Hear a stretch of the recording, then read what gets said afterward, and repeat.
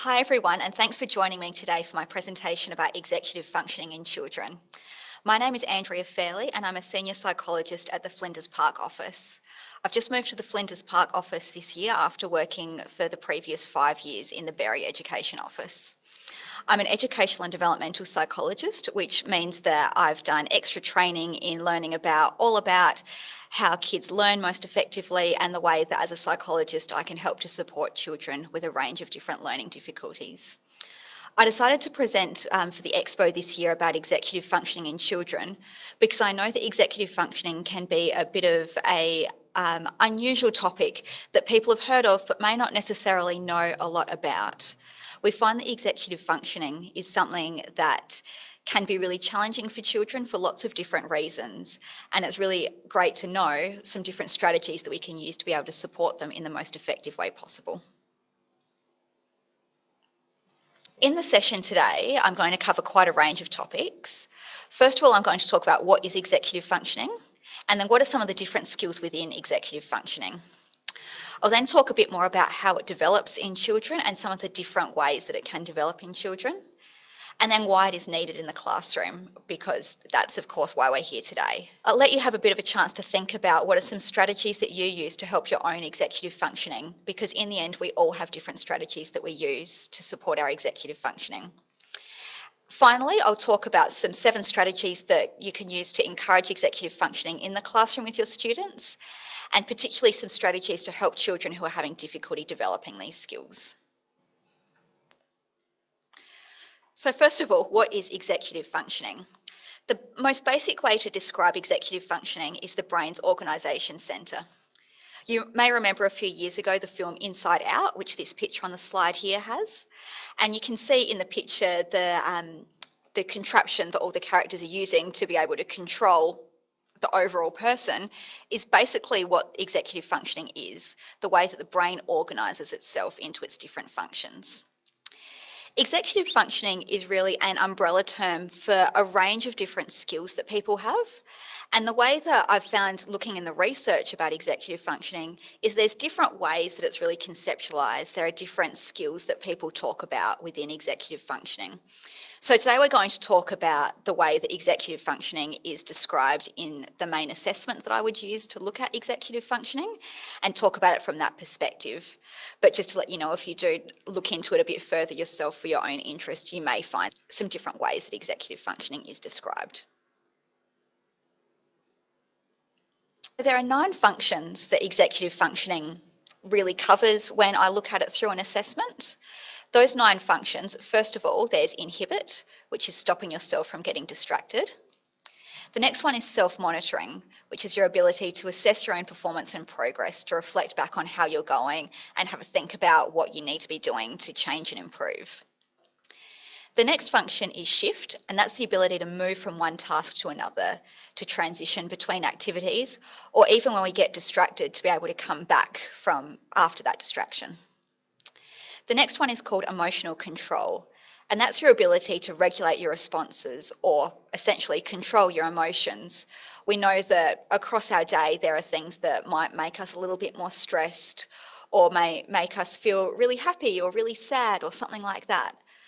But we need to be able to have some control of our emotions so that even when things go a little bit not according to plan, one way or the other, we're able to stay relatively calm and in control.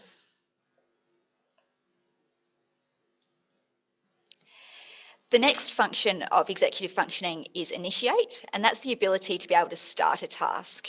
You might notice in your classroom sometimes there are some kids that just don't know how to begin an activity, so that is a part that comes under executive functioning. The next function is working memory, which is probably a function that you've heard of before. Working memory is essentially the ability to hold and use information in order to complete a task. And while it's often talked about as something that's completely separate from executive functioning, it does play a part in it as well. The next area is plan, and that's the ability to manage current and future events. And that can involve quite a range of different things like setting goals, being able to sequence the steps that you need to do in order to complete a task, to be able to prioritise different activities, knowing you may have multiple things you need to be doing, what's the most important thing to do, and being able to consolidate information. So if you've read quite a large piece of text, being able to cut that down into a manageable chunk so that you can get your takeaway message from it. The next function is task/monitor, which is the ability to monitor and check your work. It's kind of related to that reflection one that we spoke about a bit before, but it's specifically the ability to look back on what you've done and see how you've gone and see what you may need to be doing to edit your own work or change things so that they improve. The final function is organise, and that's having all the right materials to be able to complete a task. So perhaps when you're cooking, you might take out all the ingredients first of all to check that you've got all the ingredients in order to cook what you want to cook. Likewise, in school, a child might want to get out all the different pieces of stationery they need to be able to complete their activity. Executive functioning skills develop at quite different rates, and you probably can see that already as we think about those different functions. If you've got a class of junior primary level students, you'd see some of those skills kids are developing quite well. They might be developing some of those working memory skills. They might be able to, getting a bit better at being able to start an activity. But some of the other skills, like being able to block out distractions or shift between activities, might be a bit more challenging for them. And that's because the different functions within executive functioning develop at quite different rates. In the research, I found descriptions of 3 different parts of executive functioning and how they develop. So inhibition, the ability to block out other things and avoid distractions, really improves a lot in early childhood, before about 4 years of age. Then it develops a lot slower during childhood and adolescence. It can depend a bit on the development of working memory skills, because we know, and I'm sure we've all been in this situation before, where you may think of something you need to do, get distracted, then forget what you were initially planning on doing. It means that our inhibition isn't quite working as effectively as it should. For children, you might see that as they get older, they are able to block out some of those distractions and avoid getting distracted as they get older, and particularly as they begin school, they're able to do that. Working memory, quite interestingly and unlike many other skills, develops pretty linearly, which means that it develops at the same pace across a child's development between the ages of about 4 and 14 years old. So we see that gradually as children increase in age, they also increase in their working memory skills. That means that they're able to remember more information and more complex information as time goes on. Shifting, which we remember is the ability to be able to shift between activities, transfer between completing one activity and starting another one. That one really relies on the development of quite a few other processes, particularly inhibition, the ability to block out the distractions, and working memory, the ability to remember and recall information. So we notice with shifting that those skills tend to develop over quite a few years until young adulthood. And so it's even into those later years of high school that children are still developing shifting skills. And as I've said there, it's particularly the development of inhibition and working memory skills are prerequisite skills for shifting skills. So we really need those to develop to a relatively decent baseline level before we can continue to develop shifting skills.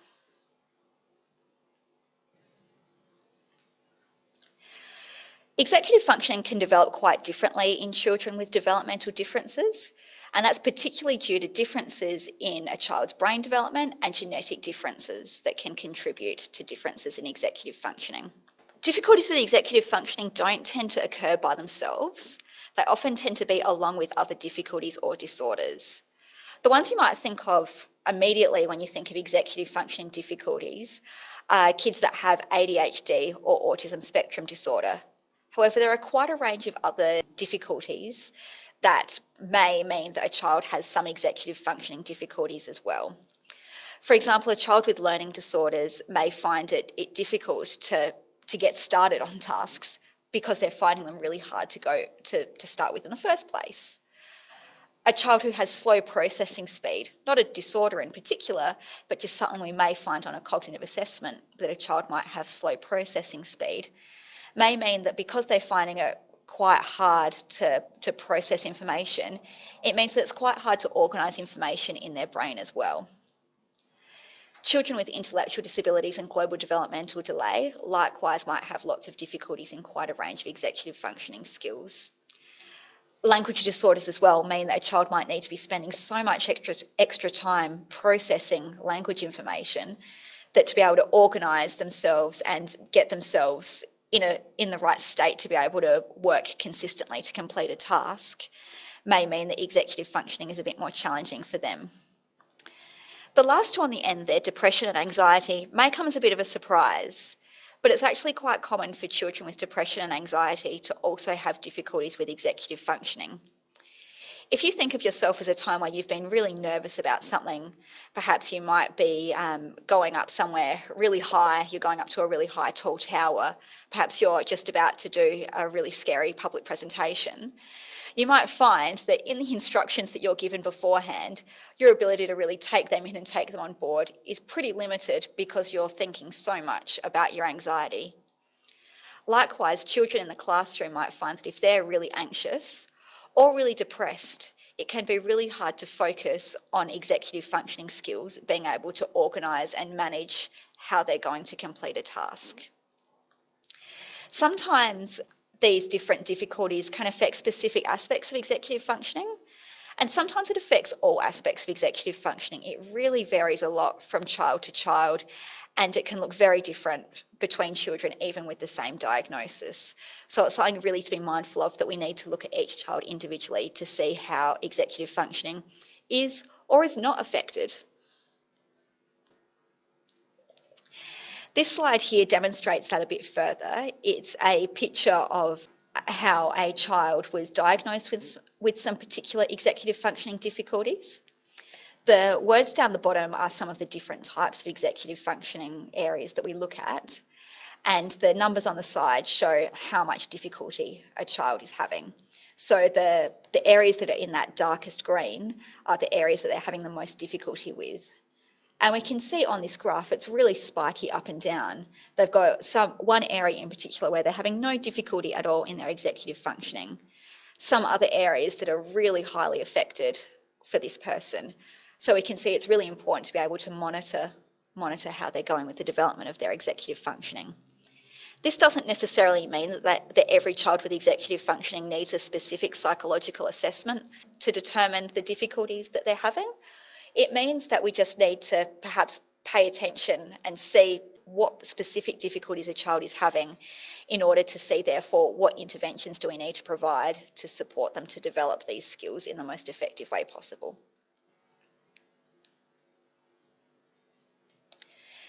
The next question I'm going to ask is, why is executive functioning needed for learning? You can probably see already in some of the descriptions I've provided that there's lots of different ways that executive functioning is needed for learning. But I'm just going to go through each of the different functions and talk a little bit about why it's needed and the thinking patterns that we want to see in children so that they're developing those skills effectively. So for the function of inhibit, that was to be able to avoid distractions. And the thinking pattern we might have there is, even though the TV's on in the next room, I'm still going to keep working on my project. Something that can be really hard for lots of our kids when they've got homework they've got to do, but there's something way more interesting going on outside. Self-monitor, that's really needed in the classroom to be able to know how your behaviour affects others. So you might see that I know that I need some space to spread out when I'm researching, so I'm going to move to a desk by myself so I don't impact on other people's space. For a child that doesn't have good executive functioning skills, they might not be able to see how their behaviour is going to affect other people. For shifting, to change from one task to another, you might need to be thinking like, now that I've printed my work, I need to cut it out and paste it onto the poster. I'm shifting which activity I'm going to do to continue to work on my overall goal. For the next one, emotional control, the ability to monitor and manage emotions. A positive thinking pattern there might be, keep calm, there's one day left to go and I still have a lot to do. It's okay though, I can get it done. Being able to have some of those really positive thinking messages that we have so that we're able to continue to learn and not get overwhelmed by our emotions, particularly when things might be a bit stressful.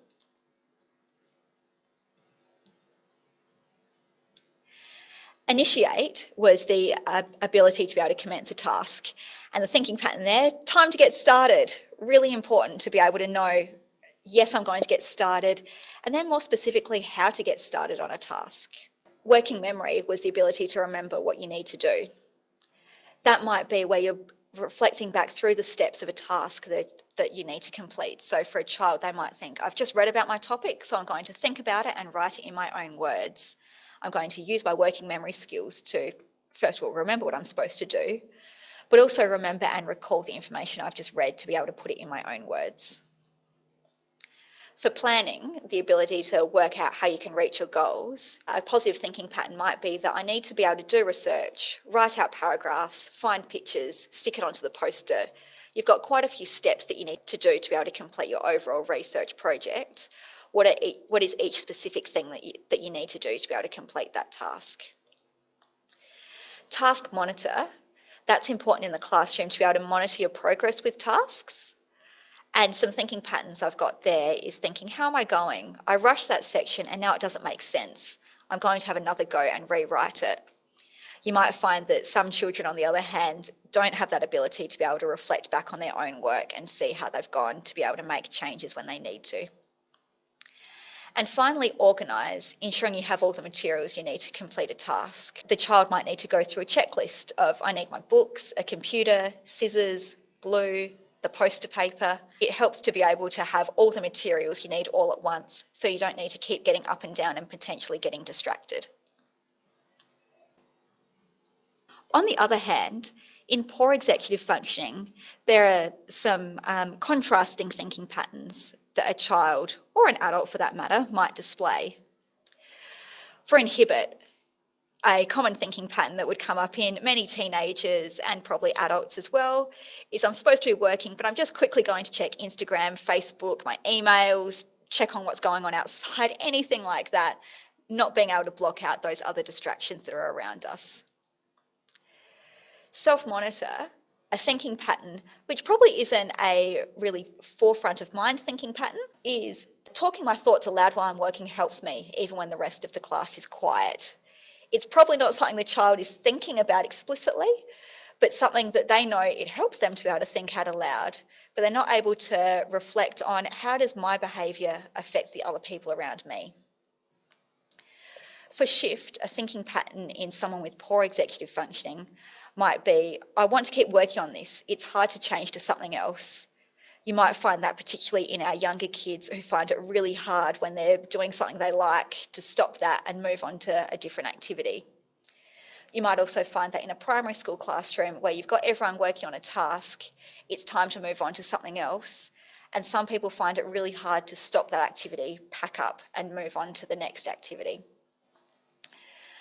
Emotional control, I'm sure everyone has seen many, many examples of children with difficulty with emotional control. It's not fair, I don't want to do that. All these exclamations that may come out when we find that our emotions have overwhelmed us to the point where we can't continue to think and organise our thoughts effectively. Thinking patterns in poor executive functioning in the area of initiate might be, I want to keep doing what I'm already doing. I don't want to get started. On the other hand, it could be, I don't know how to get started. I don't know what I need to do first. Or I know the first thing I need to do is to draw a margin and write the date, but then how do I get started?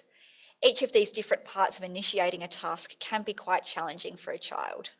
For a child with poor working memory, simply, I can't remember, is something that you might hear all the time for a child that's really struggling with that skill. For plan, it might be, I'm just going to do whatever I remember to do in whatever order it makes sense. A child might have a lot of difficulty being able to organise their thoughts and figure out what's the best way to tackle this larger project in some small and manageable steps. Rather, I'm just going to do a brain dump and put it all out there and hope for the best.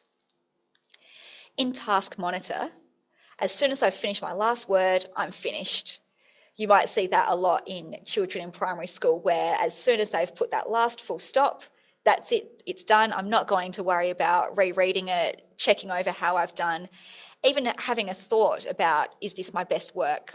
Once it's done, that's it, no more thinking about it. Finally, for organise, the thinking patterns in someone with poor executive functioning might be, I'll just grab what I need when I need it. or I'm just going to grab what I remember and come back to it more later. It means that to be able to have all the resources that you need to be able to complete a task is pretty limited. For children, as you can see, there are quite a range of different executive functioning skills, which mean that we can have so many different signs of poor executive functioning in children. There can be so many different things that this isn't even an exhaustive list of things that you might see. It's just a list of a few different things that could be possible. That means that we really need to be monitoring our children closely to see which specific skills within executive functioning are they having difficulty with based on some of these signs that we're seeing. As I read through them, you'll probably see how they link to the different functions within executive functioning. So difficulty starting tasks, clearly that links into initiate. Difficulty determining when tasks are complete. Difficulty prioritising tasks, knowing which tasks are the most important to do. Forgetting what they've just read or heard. A child might have some difficulty following directions or following a sequence of steps. They may be able to do the first step in a sequence, but then have difficulty with the rest. Something like that can really link into quite a range of different difficulties, executive functioning difficulties, but also more general working memory difficulties, or even language difficulties as well. Difficulty coping when rules or routines change. Again, this is a really common difficulty in children with quite a few different difficulties. But coping when rules or routines change mean that suddenly we've got to have our thinking cap back on again to work out, okay, how does this situation work? What do I need to do? A child with poor executive functioning may have difficulty transitioning between activities, or they can also be overly emotional in situations and have difficulty controlling their emotions, particularly when things are unexpected. That can be unexpected good or unexpected bad. A child with poor executive functioning may have difficulty organising their thoughts. Like if you ask them what did they do on the weekend, they tell you a really convoluted story, but you're not able to realise how did that actually work. You listen back and you think, what on earth actually happened? Because they haven't been able to organise their thoughts effectively. Children with poor executive functioning are classically the children who are always losing their belongings. They're always the child with 5 different hats because their parent has had to buy multiple hats because they just keep losing them. They may also be a child with poor time management skills. If they've got a larger project, they might leave it all till the last minute. Or even within a lesson, they may find it hard to be able to get on with their work because they find it really difficult to know, okay, if I've got 40 minutes, what does that actually mean? How much time do I have to be able to complete my task? They may find that they're easily distracted and that any little thing that happens in the classroom immediately takes them away from their work, and then they might find it hard to get back on track after they've been distracted. Children with poor executive functioning may be really unaware of how their behaviour affects others. They may have some strategies that work for them, but they're not able to see how perhaps those strategies could impact on other people. They might have difficulty editing and checking through their work at the end of a task. And finally, they might find reflection tasks challenging as well. As I said before, this isn't an exhaustive list of signs of poor executive functioning in children, but maybe something that cues you into perhaps a few children that you know of, children in your classroom or children that you work with, who may be having some difficulties with some of these executive functioning. And it could be a good time now to have a think back through some of those signs of executive functioning that we spoke about before, and think of what signs particularly do you think they're having difficulty with.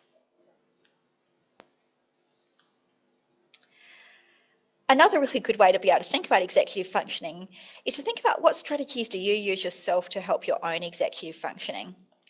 I spoke to a few friends and colleagues in preparation for this presentation, and I've come up with quite a list of different things that people might use to help their executive functioning based on some of those different areas that we've looked at. Some things like just getting started on a task can be great. Writing a to-do list, using a diary. Setting aside time to plan a task before going ahead and doing it can be really effective for some people. Some people may know that they're really prone to getting distracted, so moving away from distractions so that they don't have to get as easily distracted by them. Some really visual thinkers find that using a mind map is really helpful for them. Some people find that using a calendar or a timetable is a way to be able to book in things and see see where their particular busy or not so busy times are can be really helpful for organising their time. Sometimes people find that talking to another person can be really helpful to be able to talk through a task and how you think you're going to go ahead with it. Setting aside time to review your work as well can be a way that people use to help their own executive functioning. Using a watch or mobile phone, firstly to monitor time, but also knowing that our phones have so many different apps on us that help us with phone reminders, apps, all sorts of things that we can use to be able to help our own executive functioning can be super helpful. Categorised labelling and sorting different things can be another way that we often use to be able to help our own executive functioning. Perhaps using a timeline to be able to see how have I gone in the past with my activities, how did I space out my time, and then reflecting on it, how can I improve that? Colour coding, you might see some people really enjoy colour coding their things to be able to help to organise them. Sometimes sitting back and picturing the task, thinking how do I think I'm going to go ahead with it, helps people to be able to plan it out and helps them to do things like break the task into smaller parts. Setting aside time for self-monitoring while you're working within a task may be something some people do. One person interestingly said they set time for distractions, so know that they're going to get distracted. So say, okay, I'm going to work for half an hour, then I'm going to allow myself to be distracted for the next 5 minutes. Means that, yep, those distractions are still there, but at least you know you've got time set aside to deal with them. Focusing on one thing at a time. I know that for me, if my emails pop up in the background while I'm working on something, it can be really easy to get distracted by them, shift to that, and then find it difficult to shift back to my original task. So turning off my emails to be able to focus on one thing at a time can be really effective. And finally, getting out everything that I need to be able to complete my task. I know that on the weekend I had to make a cake, and I had all the different ingredients I needed out on my bench to start off with, which helped me to work out, first of all, did I need to go to the shops to grab anything else before I got started? And knowing that if I go back and forth to my cupboards multiple times, it's likely to just take so much longer than it needs to take. On this next slide here, I've got some photos of some different strategies that I've used in the past to be able to help my executive functioning. As you'll see, this presentation I have been using for a few years now, so the calendars I believe are from 2015, but they still show quite a few different strategies that I use. This year I've found another really good way to be able to help my own executive functioning is an app through Office 365 called Planner. You can access that through Microsoft Teams, or you can access it just independently in Office 365.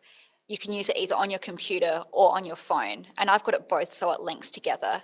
And it allows me to be able to create lists of things to do, categorise those lists into different areas, and then work out how far you've progressed through something. I find it to be something that's really useful when I might have half an hour free, and I go, okay, what are some things I need to get on with? What are some quick wins that I can get through quickly and cross them off my list?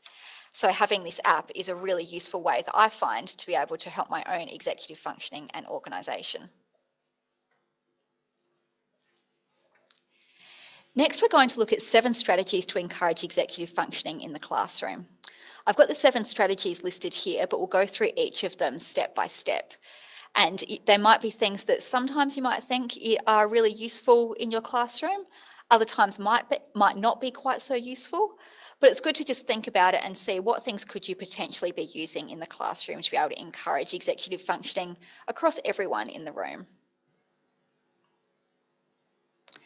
The first strategy is to try out different strategies. You can teach the class to use a range of strategies and explicitly teach it to the students. We find that some kids just pick up executive functioning skills without being explicitly taught, but other children need that really explicit teaching to know how it should look when it's used effectively, and also know, importantly, how it can help them. You've probably seen many students who have been given a diary but have no idea how to use it and no idea how it's going to help them. So helping them to see how it's used and how it can be useful for them is really important to make sure that they can see the potential in it and therefore potentially use it themselves. Creating a strategy folder is another strategy we can use to be able to build executive functioning strategies. You may choose to have a strategy folder for the whole class or one for each student. The way it works effectively for one for each student is the students have the control to be able to choose strategies that work for them. In the same way that if I spoke to another adult, we're probably going to have some quite different strategies that work for us. I know that I like writing things down and I don't so much use colour coding or anything like that. Whereas I remember someone who I used to sit near at uni used to do these incredible mind maps of everything that they were thinking of. That strategy isn't going to work for me. So therefore, by having a strategy folder for each student, they're able to have some autonomy and choose the strategies that work for them. You can have templates of different strategies. You can have written instructions about how to use a strategy. And that means that the child can then choose and use each of these strategies when they need them, and can then, if they notice that they're having difficulties with a particular area, can look up and see, oh, what kind of things might be useful for me to improve my skills, perhaps in shifting, and then you've got a strategy folder there ready to go.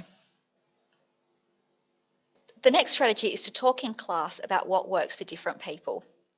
It could be something that you may have in a class meeting, or something that you have in a more informal way, is to set aside some time in class to discuss different executive functioning strategies and talk about what people did and didn't like about different strategies. Sometimes people might find that a strategy worked for them because they changed it a little bit or made it fit for them. You can then highlight different strategies work for different people, and you have to find what works for you. We know that different people are going to work differently, so it's really important to be able to work out what executive functioning skills you need to be able to work most effectively. Have timetables and calendars displayed.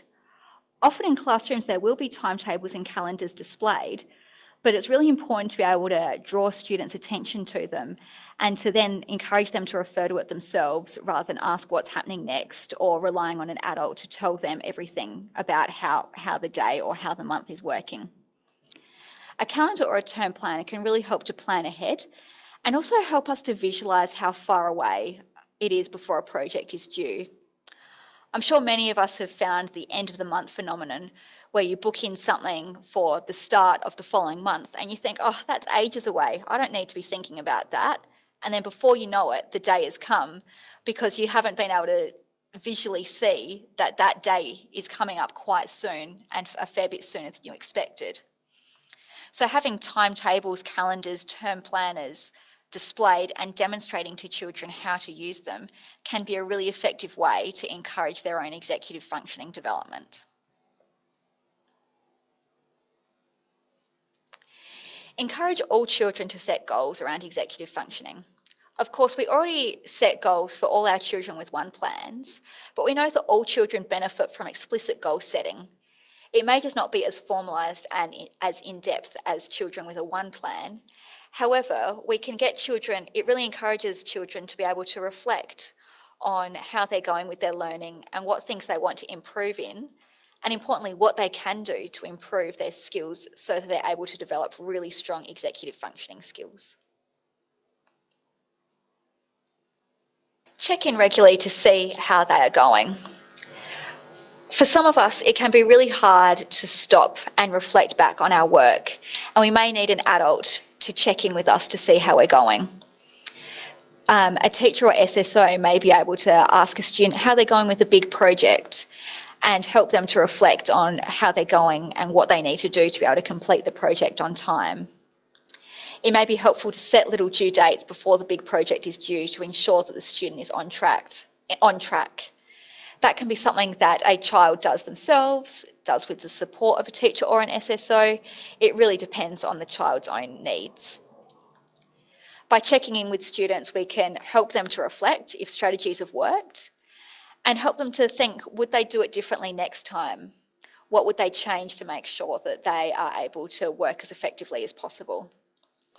And it's really great to have the opportunity now in primary school to try out all these different strategies to work out what works for them, so that in high school, when there may not be as explicit support around them, they're able to have some more independence and be able to use as many executive functioning strategies as they have to be able to develop their skills.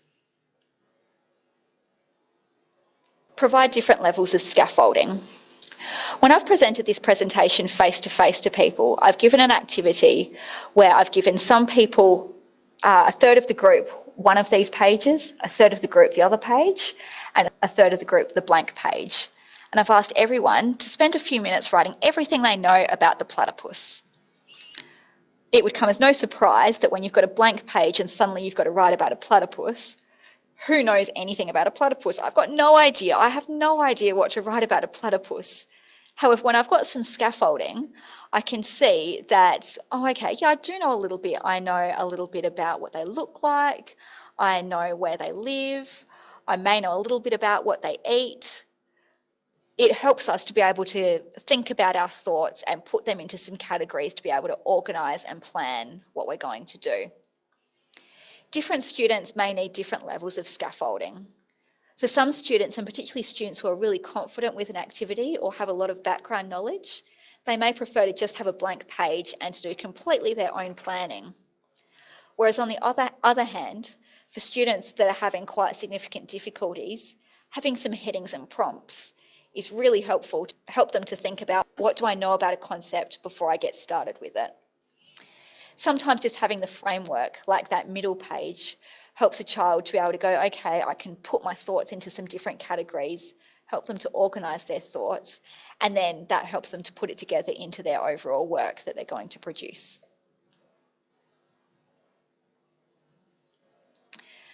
Finally, how do we help children who are having difficulty developing these skills? We as the adults around them need to act as the executive functioning centre for children with executive functioning difficulties.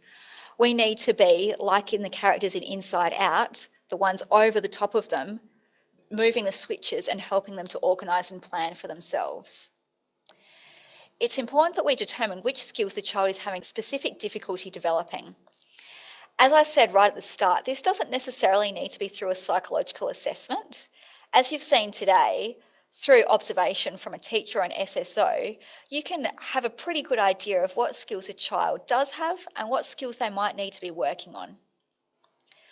We know that children, therefore, when they're having some difficulty with these skills, they may need to be explicitly taught them. They may need specific time focusing on these skills. As a handout from today, I've got an executive functioning worksheet which goes through some check boxes of where you might see, okay, they're having difficulty with this specific skill area. What things might I be looking at as some interventions to be able to help them to improve? You may also help a child having difficulty developing executive functioning skills by providing scaffolding and providing extra help and prompts with tasks. They may need that extra prompt of, have you gone back and checked your work? Have you thought about what you've done? How are you going to plan what you're going to do? Hold on, have you thought about not getting distracted? Or it could be scaffolding in the more visual way, whether it's providing them with a diary and helping them to use that, helping them to create a list of all the tasks that they need to do. Or it could be scaffolding like what we saw on the previous slide, where you've got a way to be able to organise your thoughts on paper.